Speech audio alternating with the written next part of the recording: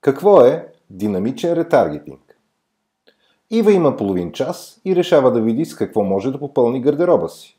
Все пак, една нова блузка никога не е в повече. Тя разглежда блузки в различни сайтове.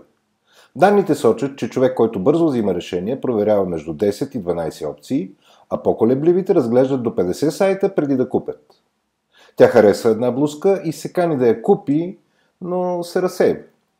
Следващия път, когато Ива браузва в нета, за да я накараме да купи, ние ще й показваме точно това, което е разгледала и не е купила, независимо от това на какъв сайт браузва.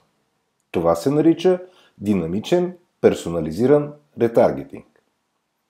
Нашия сайт ретаргетира Ива, защото на база разгледаните стоки ние знаем, че тя търси блузи или рокля и е склонна да даде около 35 лева.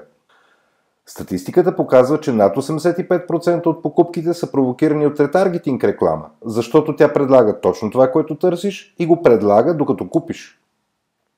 Ако Ива не купи следващите 7 до 14 дни, нашия алгоритъм ще прецени какви други стоки или марки тя би купила и ще й показва тях по ретаргетинг схема.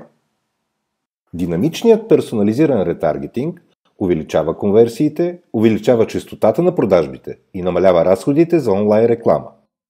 Ретаргетинг БГ. Потърсете ни още днес.